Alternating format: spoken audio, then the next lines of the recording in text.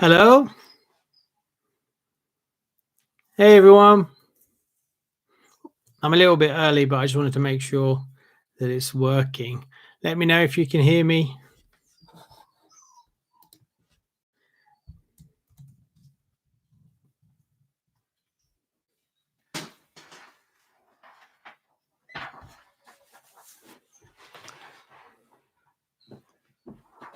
Hi. Hi, Monkey. Can you hear me? Let us know if you can hear us.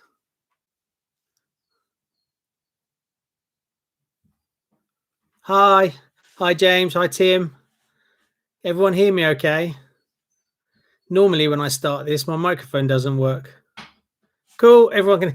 Wow, this could be the first time I've actually done a live stream where we've used the first attempt. We'll just wait for everyone to join. I'm a little bit early. So as you can see, I'm not in the studio today. I'm actually in the new studio. So because this is kind of an extension on the house, the Wi-Fi isn't very good. So I've had to use a repeater. So I'm hoping that it's going to work and it's not going to crash out at some point. So we'll just have to wing it and see how it goes. Sorry about the lighting and everything. I haven't done anything about that. I've just dragged in a few lights, hence you can see my shiny head. All right, how are we doing? So 62. We'll give it another 30 seconds and then we'll kick off. There's quite a few of you in. Lee, Gary, John, Carl, David, Harrison, Sven, Brian, Duncan. Hi, Duncan. Jenny. Hi, Jenny. Andy, RC Mike, John Williams, Rob. Right, I think you've got quite a few. So we're at about 82 at the moment, 83. So usually it sort of taps out about 150, I think. What to get a steering angle? Right, I've got all your messages and questions, and I've written them down. So I'll run through a few. And then if you guys want to put up a question or anything like that, or a discussion topic, Rebecca is hiding behind me on the floor down here. So she's doing admin today, so she will write them out. So put up your questions or comments or what you want to chat about. So I'll go through some of the ones that I've got so far, and then we'll cut on to the new ones. So, yeah, it's good to see everybody's turning up. Rob, Philip, RC Mike. Right, so the first question was actually a really good one, and that's from, I'm going to butcher someone's name here. It's Jenny Rick. What is, this one's a good one for you guys as well. What is the most rarest and expensive RC car? What's your holy grail? So I made a couple of, a list of a few, but it's... It's quite an open question, so it's very personal. So I'll run through a few that I've got, and then if you guys put some in the comment, we can talk about those as well. So I've got, obviously, X10 from 10th Technology. That's because that's the car that I've been hankering to get for the last couple of months, and luckily I've got one. It should be here tomorrow, but most people don't really know about that car. You've got the mainstream ones, the RC10 Gold Pan Cadillac, in mint condition with box and manual and everything. Then obviously you've got the Tamiya, which is the first car Tamiya ever made, which is the Porsche 934, 1976, which is kit 58001. Having one of those new in box, yeah, I suppose that'd be quite difficult. Then you've got, I don't know if any of you guys know about the Intruder and the Tomy Adonis and Intruder. These are I don't know anything about these, but few people have put around that these are super rare. I haven't even gone looking for them, and I don't know anything about them from back in the day. Apparently they're crazy difficult to get hold of. I didn't even know they existed back in the day. And then obviously you've got like the Blazing Blazer, which is 58029. Everyone's obviously talking about that, but I'm interested in what do you guys think about the Blazing Blazer. because I don't know whether it's something everybody wants because it was really expensive. Is that the main reason for that? Because I guess it didn't sell very well back in the day, and in the UK it's a bit of an oddball kind of looking thing. So is it a case that they didn't sell very well, so there's not many of them, so that's what drove them to be more desirable? So now you've got a kit that wasn't desirable, that's low numbers, which has become desirable, which means it's more expensive, which means people will then want it. What do you think? What do you reckon?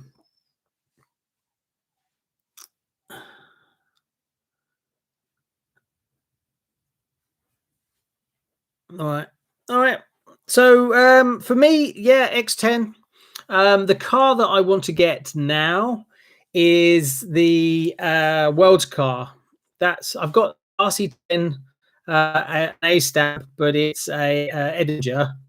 I've got the X10. I'm sorry, RC10, and I've got a Graphite RC10. So the one that I'm missing that I'd really like would be the world's car. That would be quite nice. So that's probably one I'll go hunting for afterwards. The one with the stealth transmission. That's probably it. Next question from Extro. Do you ever think about getting into racing?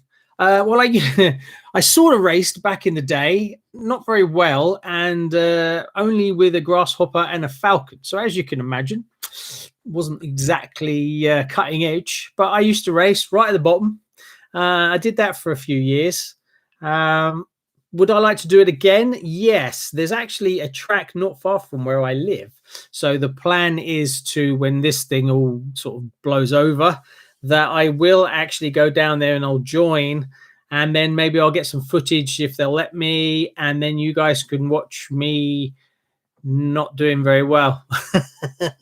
But yeah, I like the idea. And then obviously meeting people down there, and if people want to be on the camera, and I'll interview a few people and talk about what's going on and that kind of stuff. I'd like to expand a lot more content when we can get out and travel a lot more. I'd really like to go and see some of the manufacturers. That would be cool. See if I can go and visit them, look round, get footage. That would be really good. As well as I'd like to go to a few more hobby shops, maybe interview some hobby shop owners. That'd be quite cool as well, from that point of view. Next question is from Sven. Will I make an RC10 Graphite running video? I've got it.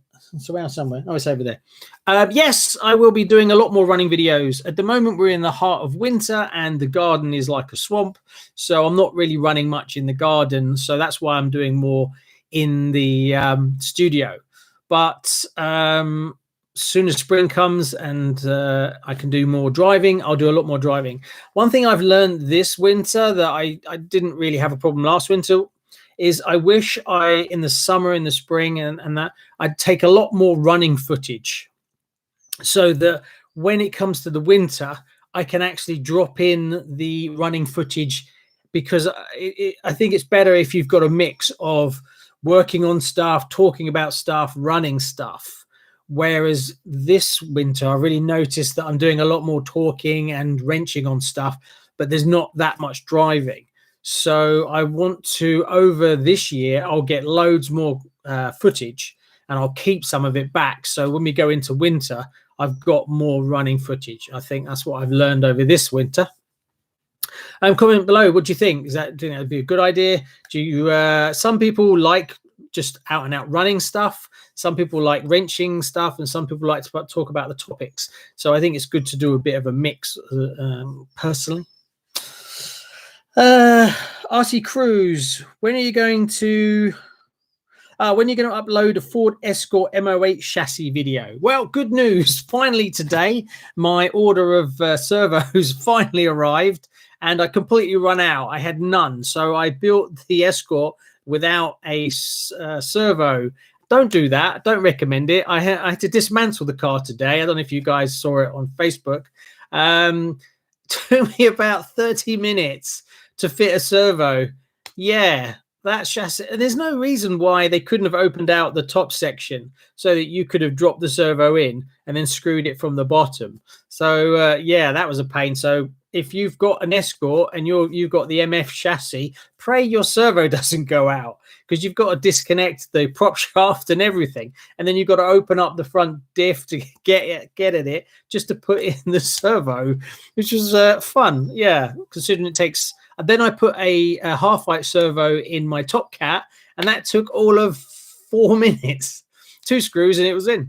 So yeah, that was fun. But they're both running now. So the MO8 is fully running, and so is the Escort MF chassis. So tomorrow I'll probably do an unboxing video of the X10, and then the day after, if it's not raining, I'm going to do a running video for the Escort with the 2 chassis, and I'll do a comparison. My plan is to do sort of put out a few cones on some concrete somewhere, and then do a few laps and stuff to show it actually how it handles. Obviously the MF is got bushes in it, and it's got friction shocks, so it'd be quite nice to show the difference between the two. Obviously the M08 concept chassis is a bit more higher level, so it's a bit unfair, but in bulk stock, what does the MF chassis run like? So yeah, that will be coming in the next 2 or 3 days, weather permitting, obviously. Goran said, is this my full-time job? Yes, it is. It has been since July last year. I think it was the end of June I finished. Yep, it's what I do 24/7. Yeah. yeah. Well, I spent years doing a lot of corporate work, doing lots of traveling and stuff like that, and then I just burned myself out, really. And then I thought, hey, I would do this. So obviously not that smart, but yeah. Jeffrey, if I had, this is a good one. If I had a new inbox Super Astute, would I build it and make it into an Astute clone? Well, I've got an Astute and I've got a Super Astute. Personally, no, I don't. There's nothing wrong with a Super Astute. I wouldn't. A Super Astute, if anything, and comment in the section yourself, a Super Astute is better than a Astute. But obviously it's not as old, and so no, I don't think you should. I would just keep the Astute as it is. It's a desirable car, and actually someone contacted me a few days ago trying to find one. So they're not, the Super Astute is not the easiest car to get either. So no, and then just keep an eye out and pick up an Astute when you can. Yeah, they are different. So no, I wouldn't bother. This is another question. One Shelf Queen, Ivanti or Optima Turbo? So the Kyosho Optima Turbo. That is a difficult one. One or the other. For me, I mean, obviously you guys have probably got 2 cars that you're really, these 2 cars are cars I'm really into. Oh, I think looks. Yeah, the Avanti, I think. And the Avanti is what I remember from back in the day when I was younger, so there's that. But which is the best actual kit? Quality-wise, they're very close. But I think the Optima Turbo is the better. If you put them on the track, the Optima Turbo is going to win, obviously.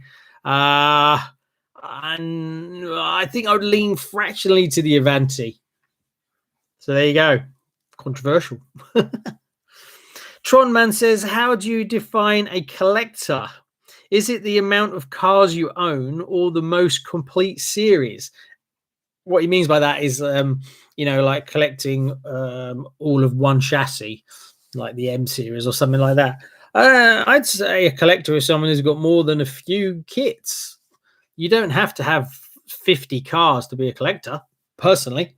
You might only collect 5 cars, and you might have 5 new in-box cars and you never build them and you never run them, or you've got 5 cars that you bash the living daylights out of that are all random.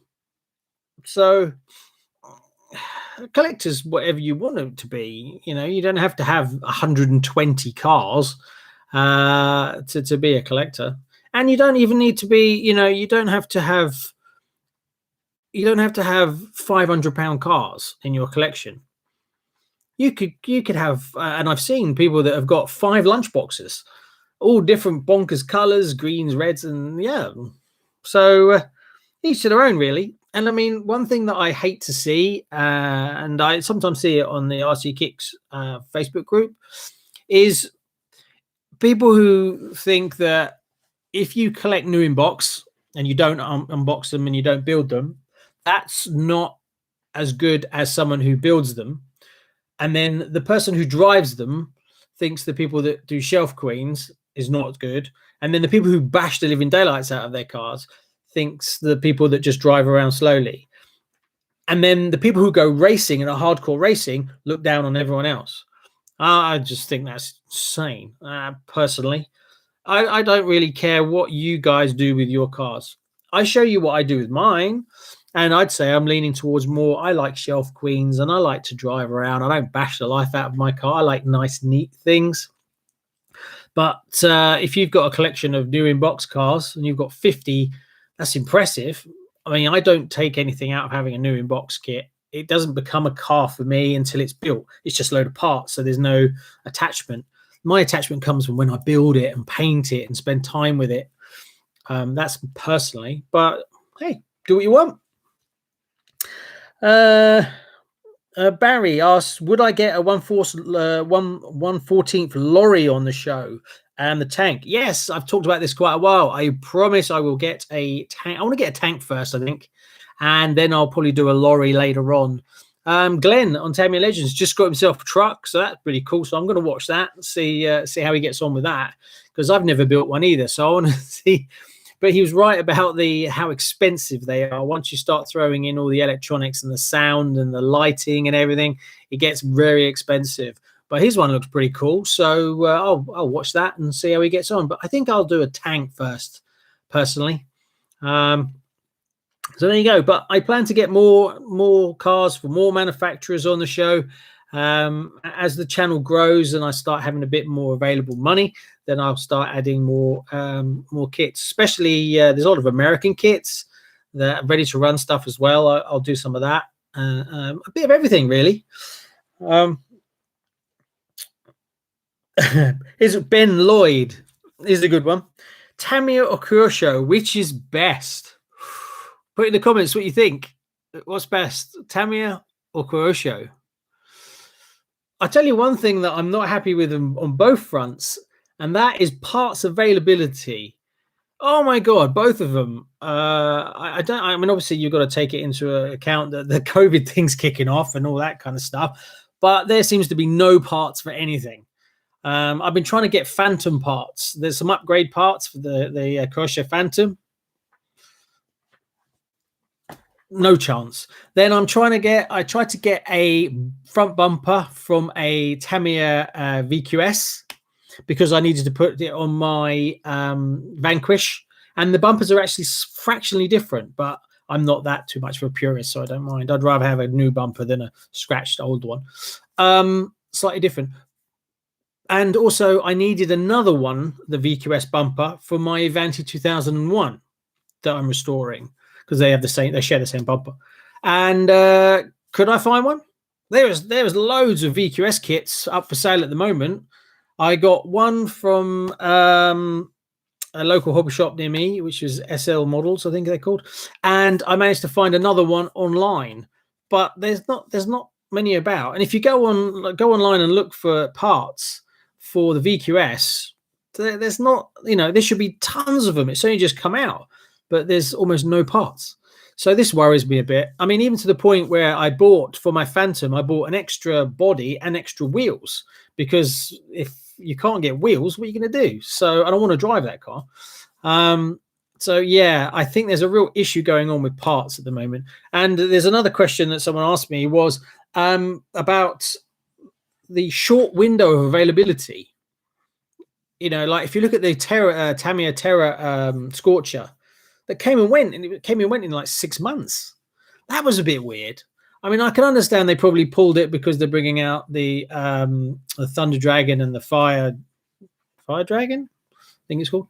So obviously that treads on the toes. But what a short window that was out for. So yeah. So which is best? Sorry, I skirted around that question, didn't I? So which is best? I would say quality wise, Kyosho will probably take it unless it's a real high end kit.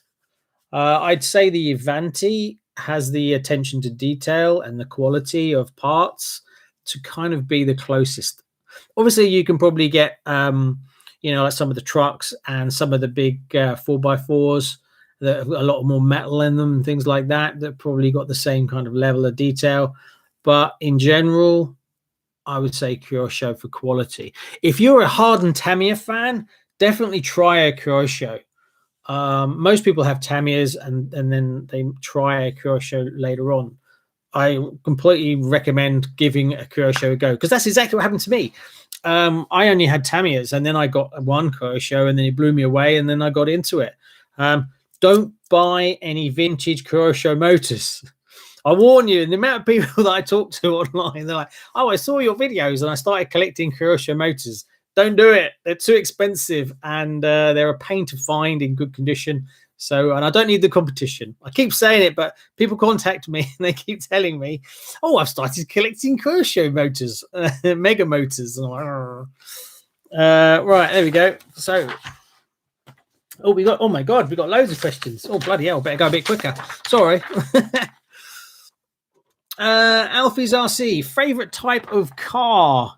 Well, I suppose for me, it's buggies, really. I tend to go with buggies, mainly because I can drive them around here. One thing I have a real problem around here for is a nice open concrete area that I can drive whenever I want. So that kind of, it's much harder for me to drive tarmac cars. Whereas buggies are a lot easier, and 4x4 crawlers are the easiest because I live in the countryside. So crawlers, I've got the best crawler tracks you can imagine. You know, there's churned up mud from all the tractors and everything like that. It's and there's big deep puddles and all kinds of stuff. But finding a nice open space, that's why I'm hoping I can join this track that's just down the road, because it would be really nice to be able to just nip down there and do some filming. So there we go. So yeah, buggies. Tim Smith, what do you think is the best value for money kit? So this is I don't know if you guys saw my controversial video, and you guys really had some opinions on it. It went really well. It was yeah, it did some pretty heavy views, and there was a lot of people that had a lot to say about it. Let's put it that way. It was like the touch paper and stand well back. So I try to look at it from different people's perspective. It's very easy to look at the world from your own perspective, but you've got to try and look at it from, okay, someone who is a younger person who's getting into RC doesn't have much money. What are they going to spend their money on? Well, from the money that I worked it out, you're looking at a TTO2B is a £200 kit unless you buy secondhand. So you're going down to maybe a Grasshopper or a that kind of thing. So yeah, I mean, everyone likes to bash on the Chinese companies, and there is, don't get me wrong, there is a lot of junk, but there is some gems in there as well. So that's kind of what I was saying is, if you don't have £200, what would you spend it on? Whereas a lot of people see it as very black and white. It's like, oh, you just said that that's totally crap. Well, no, TTO2B is a good chassis. Personally, I'm a bit bored of it, but that's me just have experience with it. But if you don't have £200 and you have £100, well, you know, so there is some bang good cars that are actually worth looking at, but you've got to do your research. You know, look at loads of reviews, and then there's a lot of people that will take them and just go and bash the life out of them, and then you can see how good they are from that point of view. I mean, I would never expect the car that I reviewed, which I'm forgetting the number because the name's awful, to take it to a skate park. I would never take a TTO2B to the skate park because I'm pretty sure it would last all of 4 seconds anyway, both of them. So to see one of those go for 25 minutes, you know, obviously it's being slowly damaged. So just driving it around and doing like off of small ramps and stuff, yeah, it'd be fine. So obviously, you know, when you get a bit more money and you start collecting more desirable cars, it's very easy to look down your nose at some of those cars. But actually, some of them, they're coming along, and I think Tamiya needs to be a bit careful. I think all manufacturers need to be careful when it comes to China as their products slowly improve. You know, obviously there was some comments that came back that were very valid, like you got to look at it from a tax point of view. Imports, you got to add that on top, which I forgot to mention. That, you know, if you get import duties, you've got to add that kind of money onto it. Where sometimes it's a bit hit and miss. Sometimes you'll get it and you won't have to pay anything. Sometimes you do. But for the sake of the argument, I should have put in there the prices with the VAT on it, because I was using the TTO2B with the VAT on it. So yeah, that was a mistake on my part, really. But even if you do that, it still was relevantly massively different in price. So it wouldn't like equal it out if you do that from that point of view. And Tim Smith also said, what kits give you the most pleasure? Oh, I mean, again, it's, what about you guys? What do you think? It depends from working on them, driving them, looking at them. The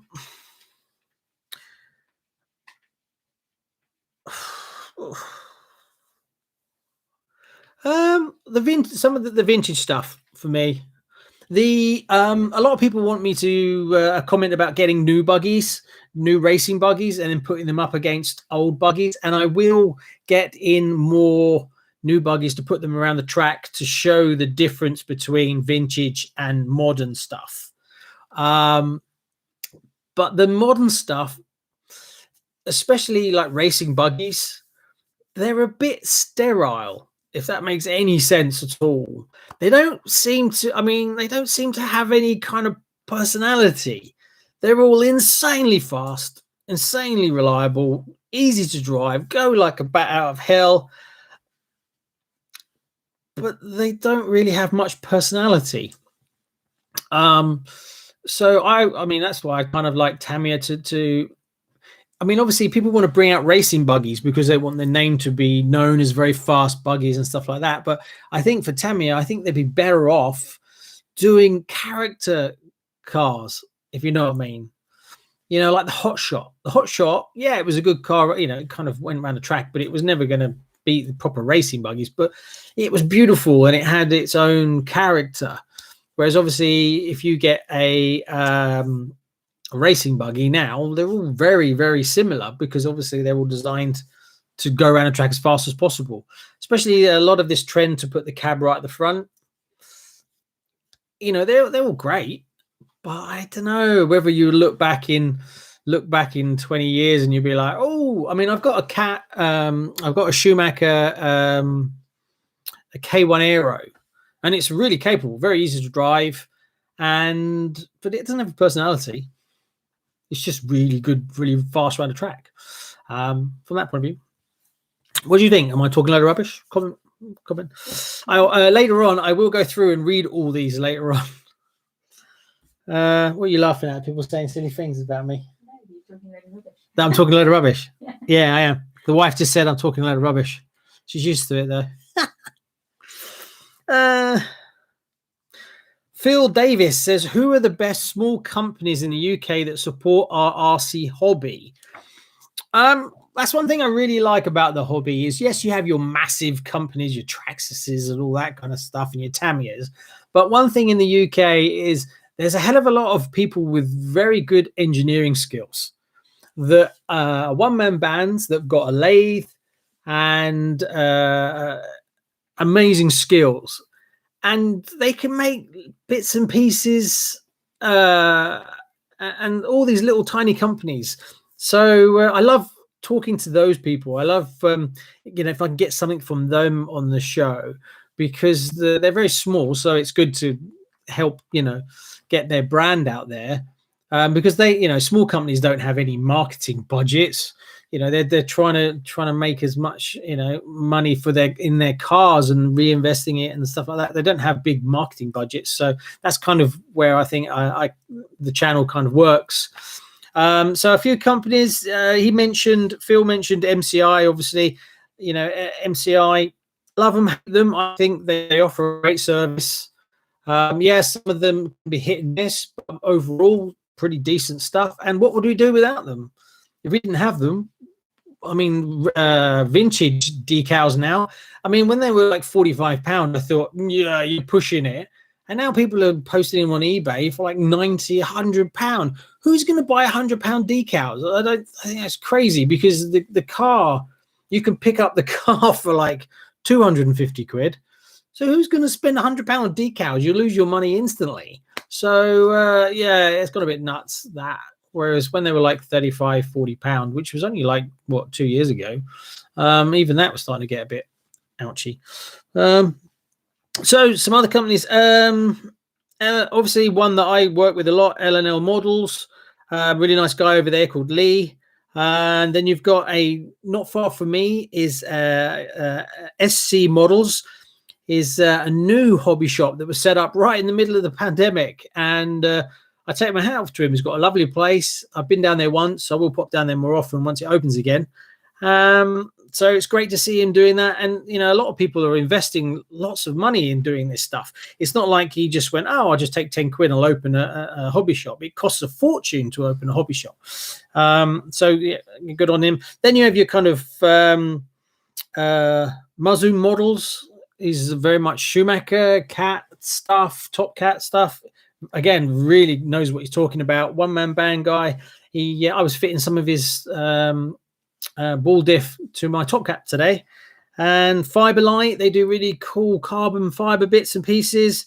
And then you've got like the main sort of online RC stores, the ones that I use, Euro RC, Model Sport, L&L Models, Time Tunnels. And then you've got your kind of manufacturing people like Mardave, Kamtec, Schumacher, you know, those kind of people. I use all those kind of bits and pieces. So comment. What do you think? Who do you use? Rob, you said Tony's Tamiya parts. Yeah, I bought Tony. I bought off him last week. I bought some decals off him. And he sent me 2 sets by accident. So I contacted him saying, you didn't mean to send me 2, did you? So I sent it back to him. So I had a chat with him. He was a nice guy. He does a lot of cool stuff. So, yeah. So there you go. Martin Webster, do you think Tamiya and other companies are making fewer kits and parts? Oh, we covered that. And bumping up prices. Yeah, about the kits availability and that kind of stuff. Right, we get on to Rebecca's stuff. Let's have a look. I haven't seen them. You didn't. There's any names on these? I'm sending them. Say again? I'm sending them. Some there are. What do you need to mod to get more steering angle on a TT02? I've got upgraded universal drive shafts instead of standard dog bones. I honestly have no idea. If you guys have modded the steering to get a higher angle, comment below. I honestly don't know. I've never. So you want to do like drifting and stuff? I think you can get extensions that go onto the arms to get the angle. But I haven't even done a drift car. I must do a drift car. But again, I struggle with finding a space to drive it. But I don't know. Anyone else comment?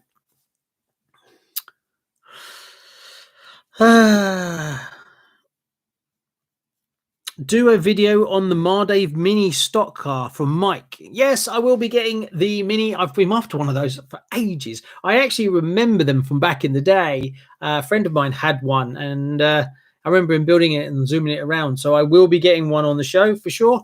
So stay tuned for that one. How old was I when I got into the RC hobby? Oh God, I must have been about 12. Yeah, 12, 13. And then I gave it up after about 4 years, 5 years. And then I got back into it about 3 years ago, 2.5 years ago. And that's when I realized that they reissued some of the old kits. And that's kind of where my spark came from. I bought a car for my son for Christmas, who was not interested in it at all. And then I got into it. So, yeah, there you go. This is a good one. Will Tamiya re-release the Falcon? Now, I get that question probably about once a day. And Tamiya, yes, just do it for my own sanity, please. Just make the damn thing so people stop asking me that every day.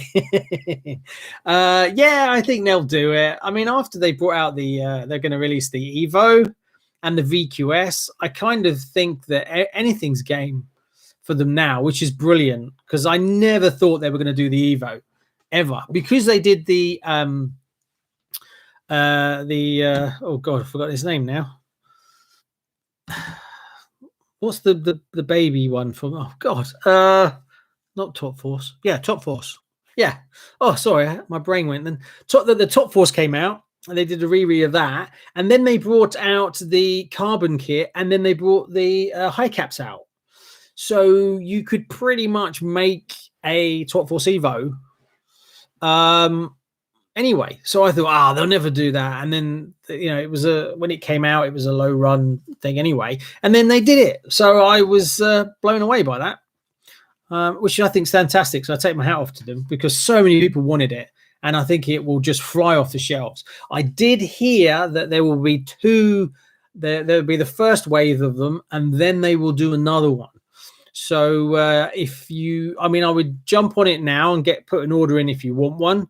But if you've missed out, or you do miss out on the first one, it will come again. Don't wait for the people to flip them, because some people will be buying them to flip them to make a few £100. I would hold off a little bit and try and grab it the second time. I haven't got that in stone, but I've heard that from 2 different sources. So there we go. I will be getting one on the show for sure. I think most RC YouTubers will be getting one of those. Some people are even getting 2 or 3 of them, but I'm just getting one because I want to build it.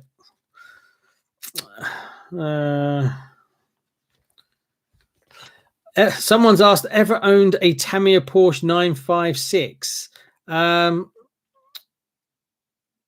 No, I've only got a no, I don't have a Porsche 956. Sorry, I'm trying to rattle through my brain whether I've had one or not.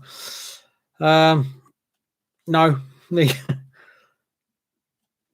What about the Tamiya static models, like the new Porsche large scale kits?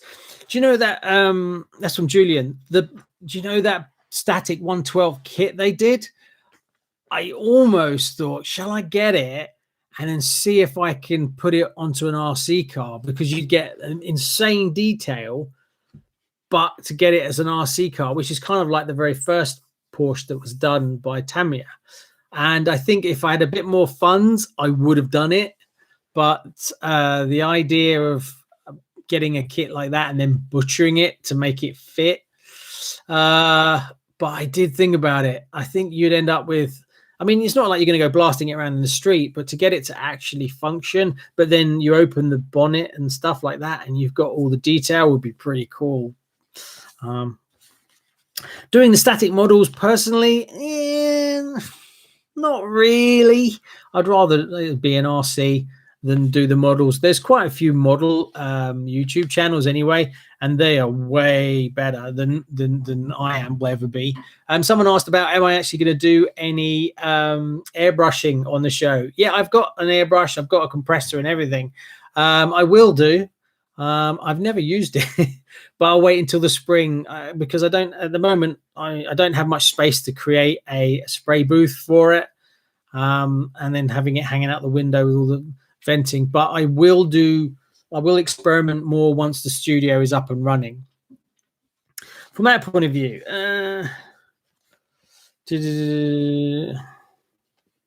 official Team Mardave channel, open invite to Mardave HQ.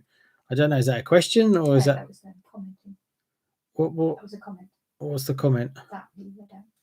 Okay, there you go, there's a comment. I would love to see Rebecca do a 1/14 tractor truck with all options. I don't know, huh? She's still got her sand scorcher. I've got to paint it. I did the engine for it, and then there's a few mods I want to do on it. I want to put a carbon bottom on it, and someone posted some pictures about you can do inner wheel arches. That looks pretty cool. And maybe a driver's head that turns. I have to do one of those. I've got a small servo, and I've got some receivers that have got enough channels. So I might do that, where you steer and the head turns. I might do that on the show at some point. And maybe a roll cage. I'm supposed to do a roll cage video, but I just haven't got around to it. I've still got all the parts to do it. Are you ever going to see a collaboration with anyone outside of your house? Yeah. I've talked to Glenn a few times about doing something, and a few other people about doing stuff, but it never really kind of gets in it. Maybe in the spring and the summer, but yeah, I'd be up for doing that. I thought about maybe we could do something along the lines of budget speed runs. So you've got a set budget that you've got to make a car, 1/10 car, go as fast as possible on a set budget, or you've got to use secondhand parts or something like that. Would be quite fun. Yeah, I'd be up for that.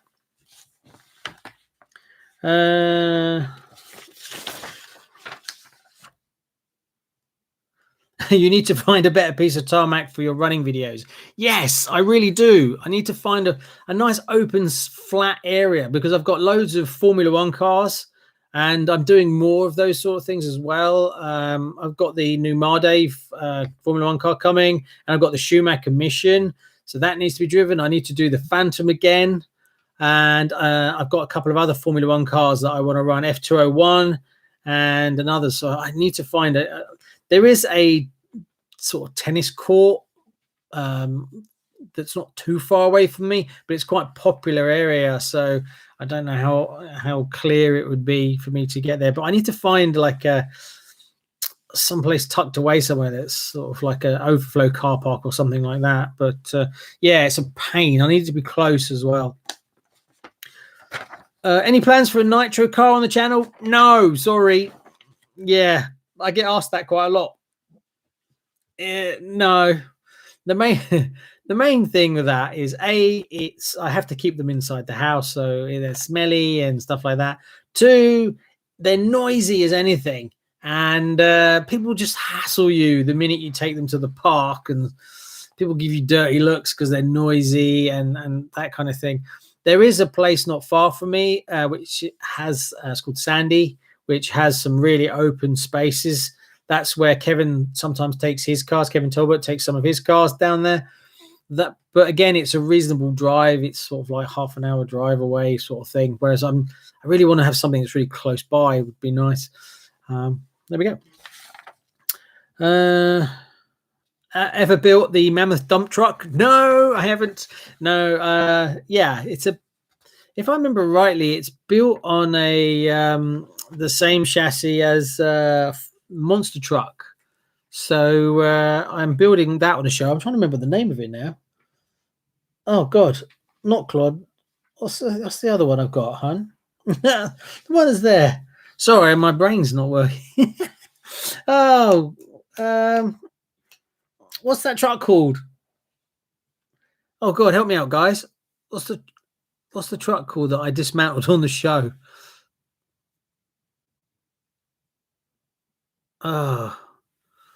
Juggernaut. Yeah, Juggernaut. Yeah, Juggernaut. It shares the same Juggernaut chassis. I'm correct, I think. The Mammoth,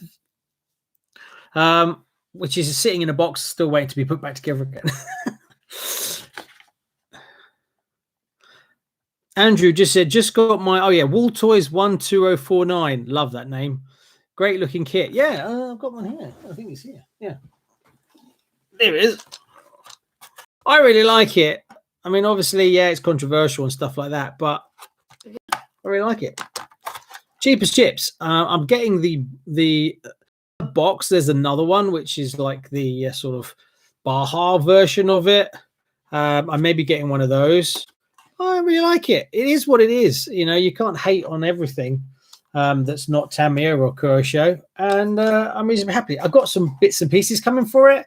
Apparently, it's got metal diffs, so I've got to open them up because some people have said that the diffs don't have any oil in them. they're not greased properly. So I will pop them out and have a look. I've got a load of parts coming, like the bits and pieces. Parts are like nothing. This front diff housing is like £4, and the arms are like £4. So I bought a load of arms and a couple of those because I'm pretty sure at some point you'll smack the front and it will probably crack the diff housing or crack an arm. And the biggest hassle I can see with these is just the shipping times. So I think I spent about £8 and I've got a load of bits and pieces. So if I do break it, it's easy enough to fix it. Not that I'm going to take it to a skate park or anything like that. Well, where else do we get to? Tamiya destined to re forever. This will lead to their downfall. So this is from Tim. So yeah, it's quite good. Tamiya destined to re forever. Will this lead to their downfall? Yeah, I can see what he's saying, and partly yes. From a business point of view, you never want to be doing just all your eggs in one basket. You want to be doing different things. And obviously Tamiya does kits, paints, consumables, and I'm pretty sure most of their money comes from their consumables. I mean, their tins of paint, Jesus Christ. There's a money-making golden egg if ever, golden goose if ever I saw one. So yeah, Tamiya obviously does kits and does consumables, and that's bringing in quite a bit of money as well. But from an RC point of view, I think they should keep doing their re-re's for sure. And they've got a back catalogue that's so big that keep doing it. But yeah, they should also be doing new hobby stuff, not just track focused stuff, but actual new release cars, like like the hot shots, the boomerangs, that kind of level. Because not everybody wants to go to a track to race. People just like to drive their car in the street or just want to drive it on the lane, or and that's enough for them to blast it at the weekend for 25 minutes. They don't want to have to go out, and some people can't go, oh, I'm just going away for the whole day. So yeah, I think they should definitely start coming up with some new character cars, I call it, if anyone's got a better name than that.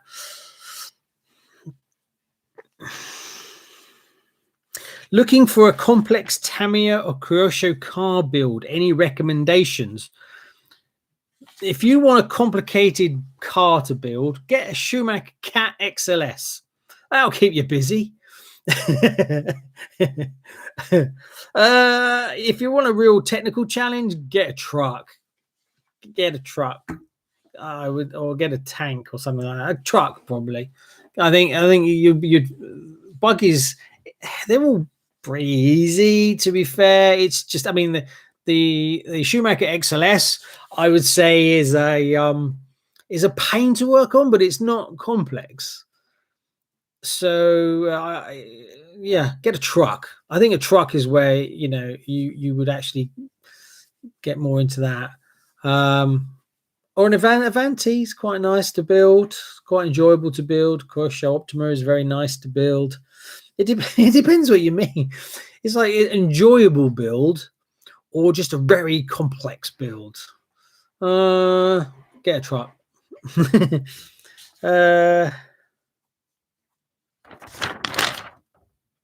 Someone said go Tiger or M4 on the tank. Yeah, a Tiger. I want a Tiger tank. Yeah. Is that it? Did I read this? Yeah. There's more. Oh God, thanks, Sam. It's like my magic fairy. Everyone seems to love the Mark II Escort, but what other classic bodies would you love to see? From Tamiya, what RS2000 would be cool. I do like rally cars. The two things that put me off with rally cars, because I get a lot of people saying, do more rally cars. And I really like them when they're finished.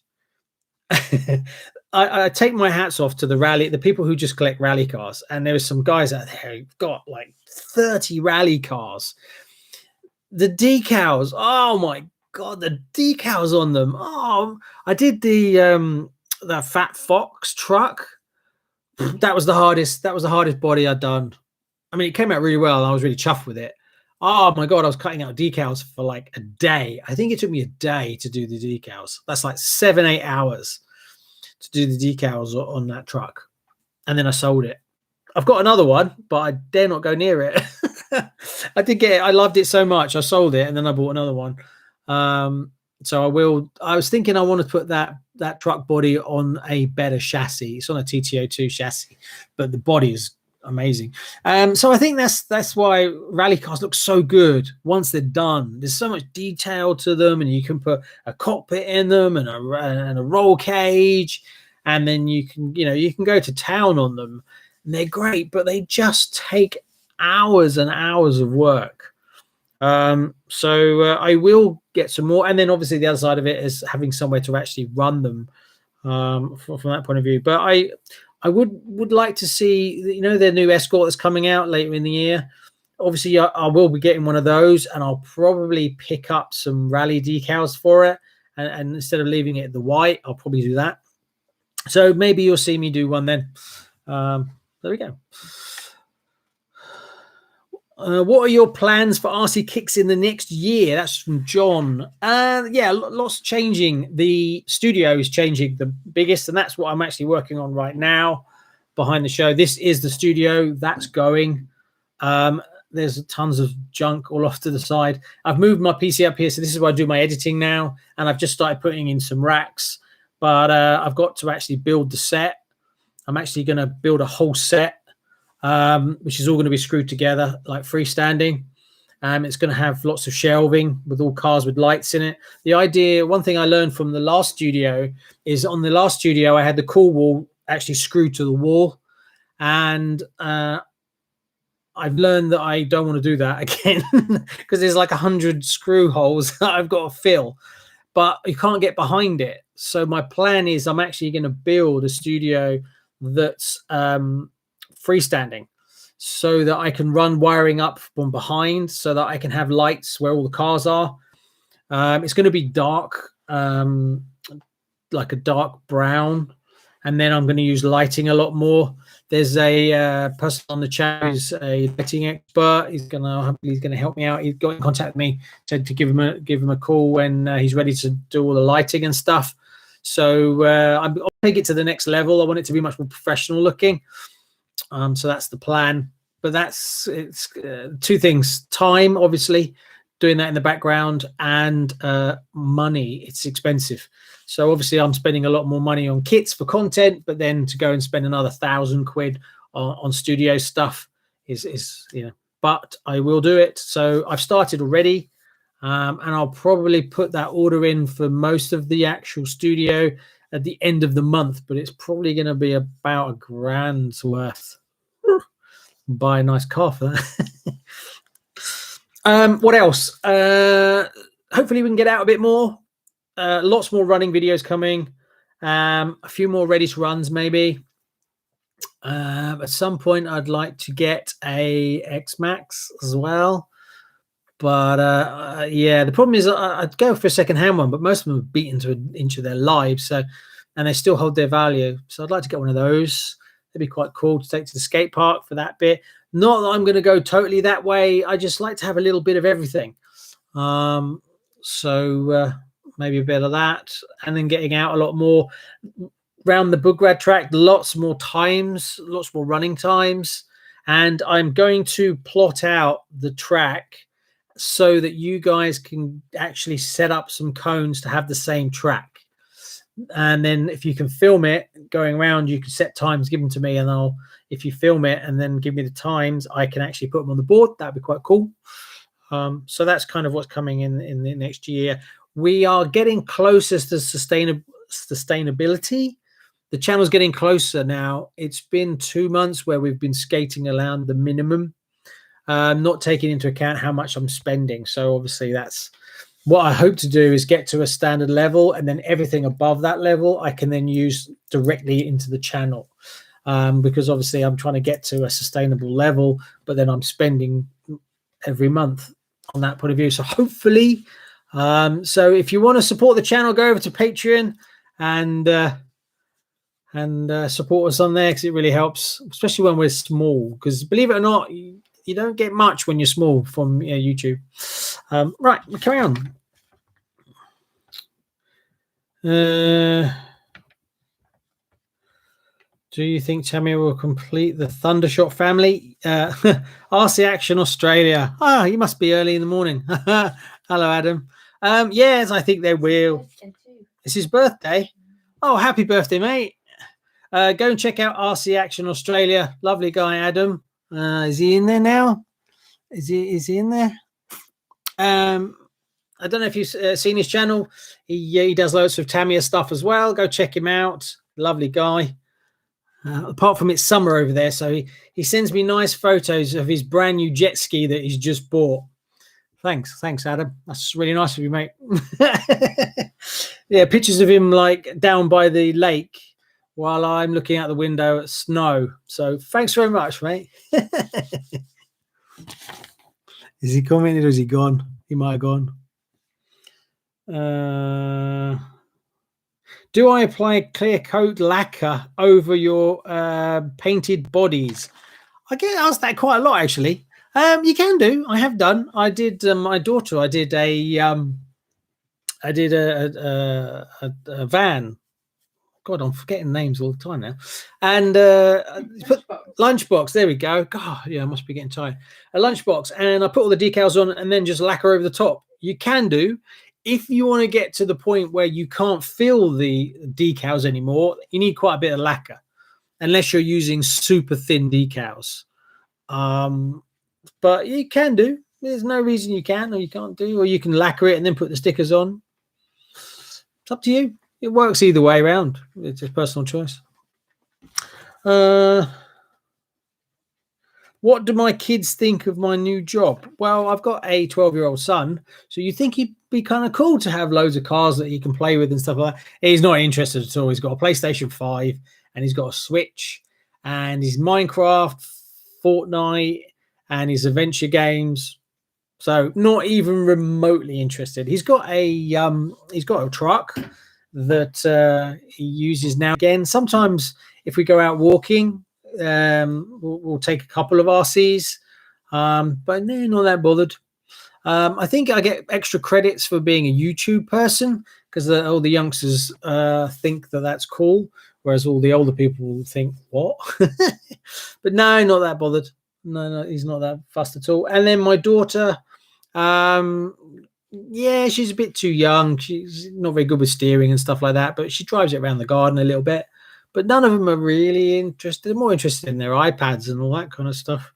Unfortunately, young'uns, eh?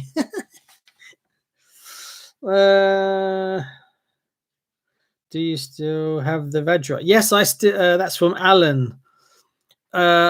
He basically asked, "Do I still have the Vajra?" Vajra is, if you don't know what it is, it's basically an Avanti that someone was smoking something at Tamiya and decided to turn an Avanti into a like monster truck thing. It's over there. It's over there. It's terrible. It's terrible. It's really bad. It handles really badly. I've heard people that say if you change the tires and the wheels and you do some tweaking on the suspension, you can get them to drive a lot better. But out of the box, they're just awful. The reason I've got it is because I've got one of every Avanti. So I had to have that. Saying that, the only Avanti I don't have is the Aero Avanti, the crap one right at the end. Yes, I know there's a blue and a red one, but I'm not buying. I will get one, but so I have that. So I've got one of every Avanti, including that Vajra. It looks okay. It's just I don't understand. I can't understand how the meeting went. I've got an idea. Let's take an Avanti, put some big wheels on it, and big suspension on it. Yay! Because I do hear people that say that the chassis crack and stuff like that. I haven't seen any footage, but apparently they can crack. I think Rebecca's getting it. Here we go. So this is an Avanti. Yeah, believe it or not. I mean, look at this body. This body was on a few different trucks. I mean, look at that wheel arch. Hate the decals. It actually looks. I've actually taken some of the decals off. Believe it or not, there should be extra blue lightning. Ugh. It actually looks better without the red on. Just I had it black, and I took photos of it. I've actually put an Avanti bottom on it because it doesn't even come with an under tray, so it's bare carbon. So the idea of driving this around with a bare carbon bottom on it, again, and this is really long. The chassis is much longer than the Avanti. So what some people do is they take this chassis and put it on an Avanti to make the wheelbase even longer, which you can do, but I'm not going to do that. But I've driven it twice. It's fully functioning, but really it's in the collection because A, it's an oddball, and B, it just finishes. It's part of the Avanti collection. But I don't know what they were smoking. And it's got these huge uprights. And look how high they go. Yeah. But there's a whole build video on this if you want to go see it. I did. It's on the channel. Ugh, I'll give that back to you. Yeah, it's crazy. I think that's. Oh, here we go. Are you going to get a Kyosho radar? No, I want Kyosho to bring out a mid, and so does everybody else. Come on, Kyosho. If you're watching this Kyosho, come on, bring out the mids. Start with the first one. Do one a year, and we'll all buy them. And funny enough, I was briefly talking to Kyosho Europe today, and I mentioned that to him. I said to him, you know, when's the next classic coming out? You know, you're missing the market is so hot for vintage re-releases at the moment.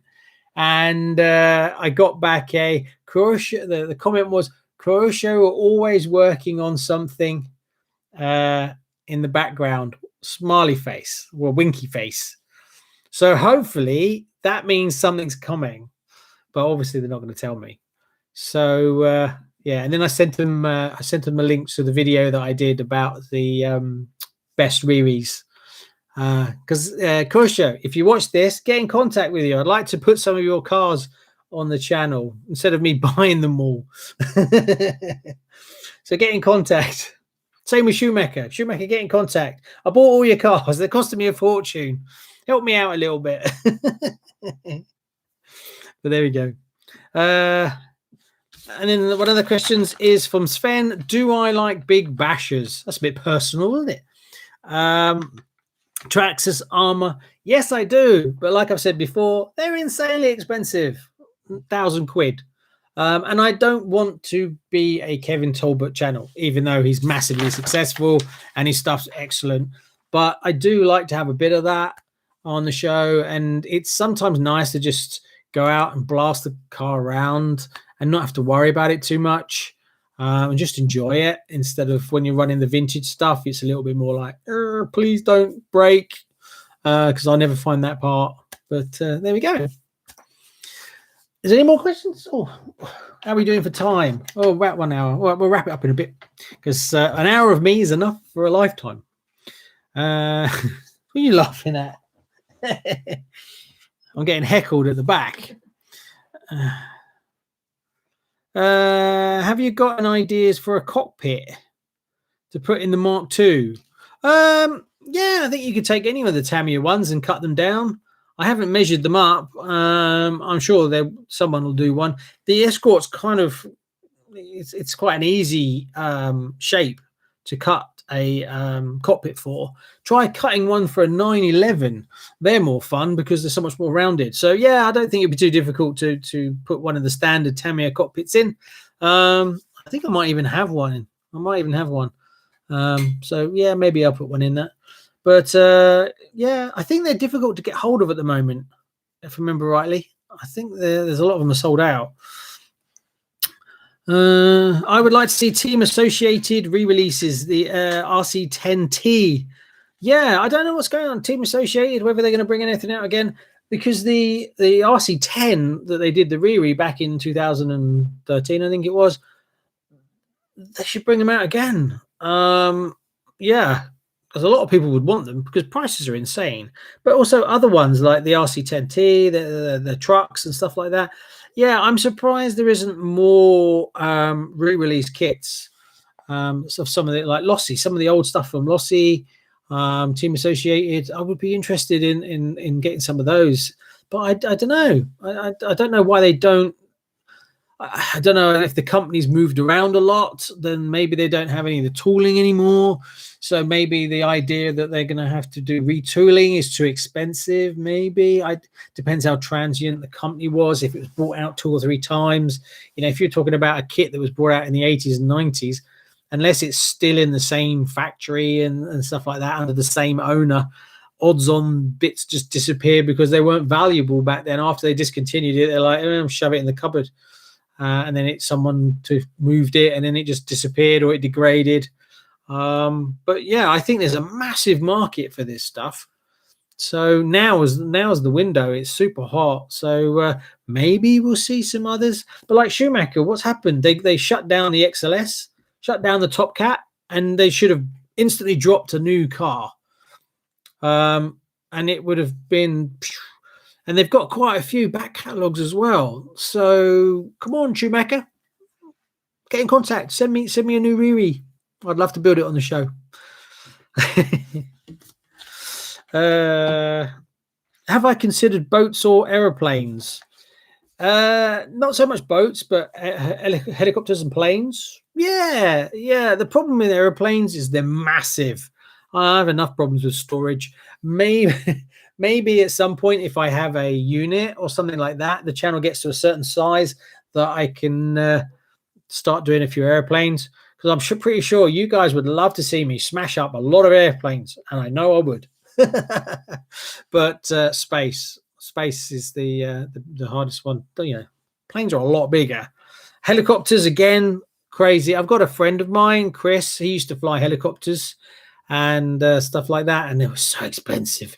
And he used to crash them, and then he'd have to buy all new carbon parts and stuff like that, and things like that. So, and helicopters, I've flown small little helicopters, but I'm not very good. So I would break a lot, which would probably be great content for you lot. So maybe if the channel ever gets to a point where I can invest more in content like that, then yeah, maybe you can watch me smash up an expensive helicopter and plane every week. That'll probably get a lot of views. Idiot breaks £1,000 helicopter. Oh, this is a nice one. Julian, thanks very much. If your house was on fire, which kit would you save? Not the wife, not the kids, not the dog. Which kit would you save? Which kit would I save? Probably the X10, because that's been the most difficult car I've ever been able to source, because obviously it'd all be insured, so you could just buy them again. So probably the X10 that's coming tomorrow. Woohoo! X10's coming tomorrow. That was one of the hardest guys. It took 6 months, and I didn't find it.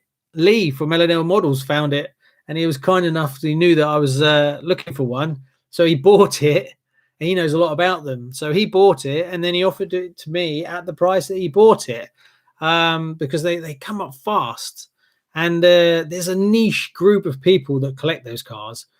And from what I've seen, people that buy those cars have got multiple cars, and then once they buy them, they don't sell them. So there's only the ones that are floating around that get snapped up. So prices have gone insane. There was one in Canada that sold for like £1,500. So they're really hard to get hold of, and there seems to be a small group of people that basically hoard them all, and no one wants to sell any. So hopefully we're going to get someone's going to make one, the X11 or something on from that, being that it looks like the owners of the actual company are never really going to do anything. So hopefully someone's going to do it, and then we'll get one of those, because after driving one on the show, I don't know if you guys have seen the video for that, the X10 that was lent to me. Oh yes, so I'm looking forward to getting that tomorrow, and I will drive it because it was so nice to drive. But I'm going to have to obviously get some parts for it. I'm going to put a new body on it and all that kind of stuff. So yeah, so probably my X10. But everything else can be basically, you can get anything else. I don't think it would be too difficult. Money, taking the money aside, that obviously if you've got insurance from it, that you could just throw money at getting a car. I'm pretty much, if you wanted a RC10 Gold Pan, if you've got enough money, you'd be able to get one pretty quick. Same for an Avanti. I think you'd be able to get one of those really quick if you just throw money at it, But the X10 was, there's just none of them around. So it's difficult to throw enough money around if no one's selling one. But then I suppose you could probably hunt down someone who's got one and just throw, like, say, I'll give you $2,000 for one, and then probably let you have one. There we go.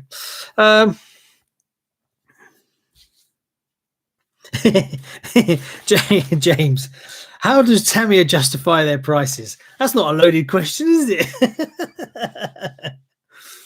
How does anyone justify? How does everyone margins, outlays, costings, tooling? But I think one thing a lot of people don't realize is, if you're going to make a car from scratch, the amount of time, effort, money that goes into it. Like I was just saying about, why doesn't someone just make a new X10 or X11?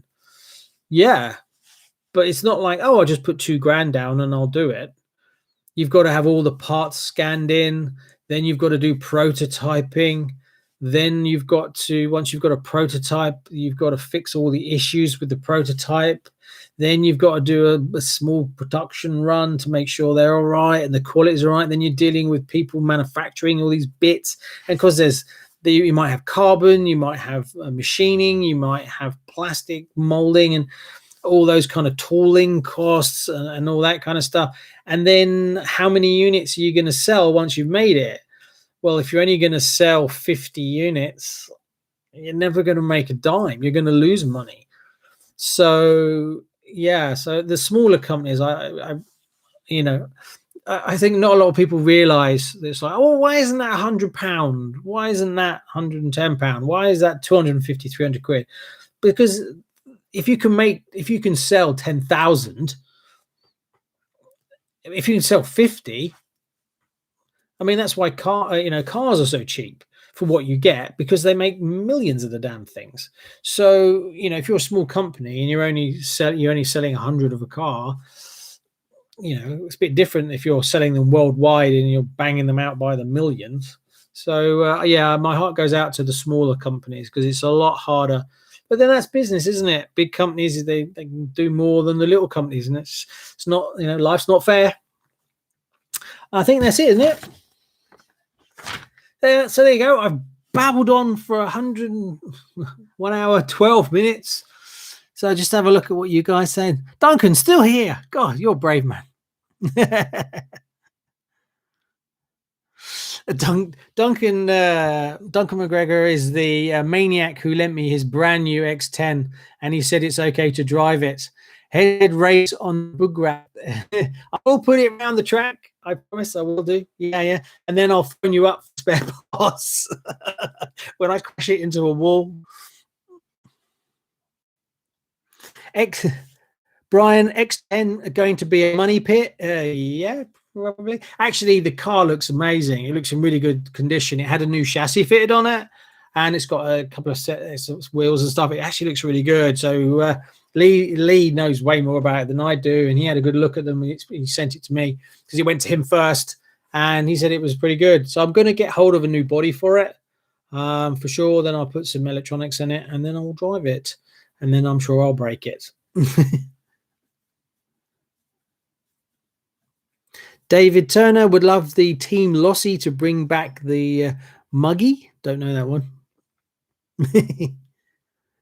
True, where Tamiya chassis are passed on to model after model. There's, yeah, I mean that's a fair comment, James. He's basically saying, yeah, TBO2, TTO2B, same chassis over and over and over again. Yeah, of course, they're just putting different bodies on it.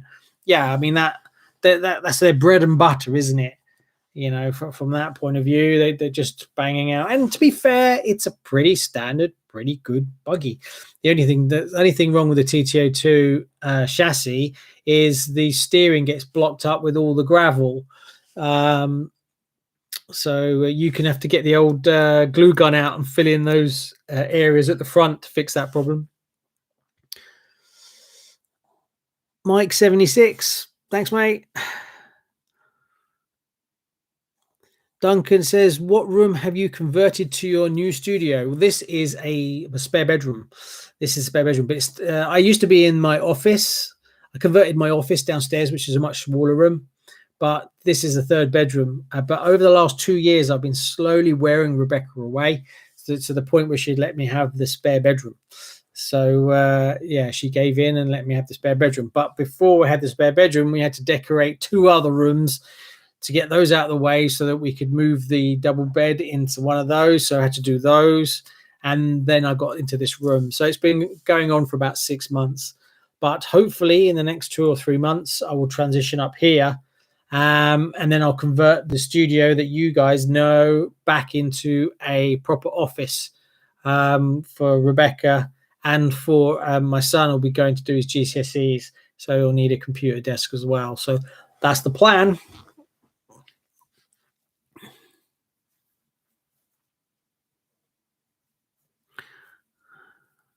Right, I think we'll better wrap it up there because I'm getting tired of my own voice as well. So you guys stuck in there. Well done. Why is the Bugrak track so called?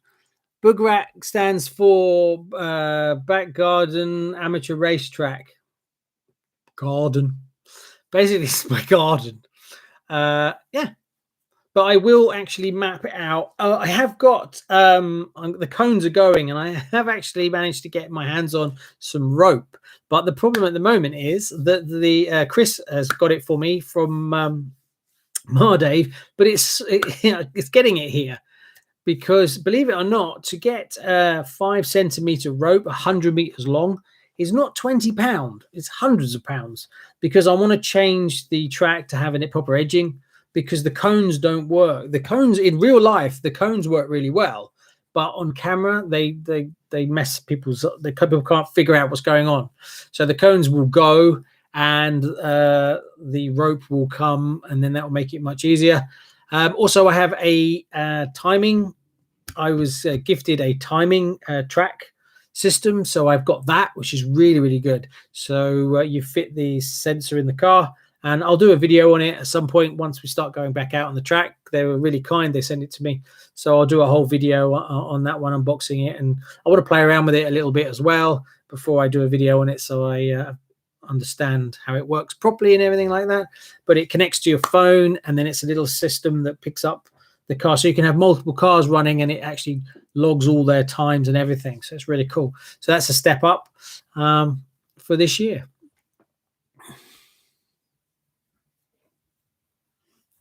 Right, I think we'll call it there. Tomorrow's video will be the unboxing, hopefully if it arrives. And then the day after, we'll do the Escort. So there'll be a couple of videos coming back to back. And then I've got to finish painting this Sand Scorcher. So there's loads more to come. And then we've got, what cars have we got coming in? We've got a, what cars are coming? I've got the Escort, that'll be coming. The Fire Dragon, the Thunder Dragon's coming. Mardave Formula One car's coming. Is it FP1? I don't know if he's here. I can't remember what it's called. Sorry, Chris. What else? Got to finish the mission, which is around. Sand Scorcher's got to be finished. So there's loads of stuff to do. So that will be coming all in the next couple of weeks. So there you go. Right, I think we'll call it there. Thanks very much for sticking with me. I'm most impressed, guys. And I will official Team Mardave channel, FP1001. Hey, Chris, how you doing? So, yeah, there'll be a lot more Mardave stuff. Believe it or not, quite a few people contacted me about they enjoyed the Mardave stuff that I did. So I will be doing more Mardave. I talked to Chris quite a lot. He's a lovely bloke. And hopefully I'll be getting more cool stuff on the channel. So stay tuned because it's good to show off stuff like that to more mainstream people. Anyway, thanks very much, and I will see you soon. Bye. Bye.